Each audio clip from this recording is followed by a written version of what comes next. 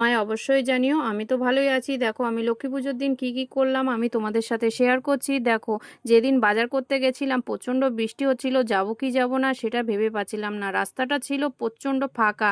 কিন্তু বাজারের ভেতরে গিয়ে দেখি এত ভিড়, মানে ফল কেনা থেকে যাবতীয় জিনিসের দোকানে ভিড় ছিল। কিন্তু শুধুমাত্র মুদিখানাটাই ফাঁকা ছিল। কেননা আমি কয়দিন আগের থেকেই বাজার শুরু করেছিলাম। এদিকে দেখো নারকেল নিয়ে এসেছি বাজার থেকে। আমার বর দেখো ফাটিয়ে কত সুন্দর নারকেলটা, সত্যি নারকেলটা কিনে আমি ধন্য হয়ে গেছি। ছেলে এই প্রথম বড় হয়ে বলছে, বাবা নারকেলটা ফাটিয়ে দেখ, আমি নারকেলে কুড়িয়ে দেবো তোমাকে মা। আমি বললাম বেশ, তাহলে তাড়াতাড়ি হয়ে যাবে। মা ছেলে নারকেল কোড়ালে দিকে দেখো নাড়ু সব আমি পাক দিয়ে দিয়ে বসে পড়েছি বর আর আমি মোয়া বানাতে বা নাড়ু গোল করতে। দেখো পরের দিন সকালেই আমি দিয়ে দিয়েছিলাম আলপনা। আলপনা তো আমি ঠিক দিতে পারি না, তবু চেষ্টা করেছি। দেখো ঠাকুরমশাই পুজো করে চলে গেছে, তারপর বসে পড়লাম পাঁচালি পরতে।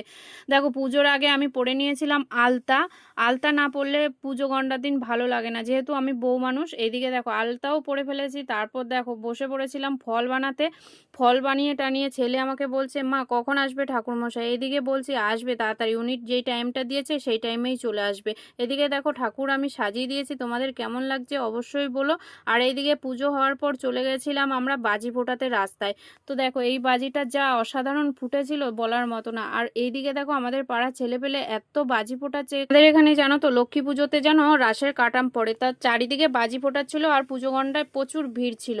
আর এইদিকে দেখো পুজো বাজি ফোটানোর পর চলে আসলাম বাড়িতে প্রসাদ দেওয়ার জন্য। এতক্ষণ দিতে পারছিলাম না, কেননা ঠাকুরকে ভোগ দিয়েছিলাম। এইদিকে দেখো পুজোর জন্য করেছিলাম খিচুড়ি, আলুর দম, তারপর 5 রকমের ভাজা, লুচি, সুজি, তারপর ফলের আইটেম, নাড়ু, মোয়া সব রকমই করেছিলাম যতটুকু আমি পেরেছি। দেখো এদিকে ছেলের বন্ধু বান্ধবও চলে এসছে সবাই প্রসাদ খেতে।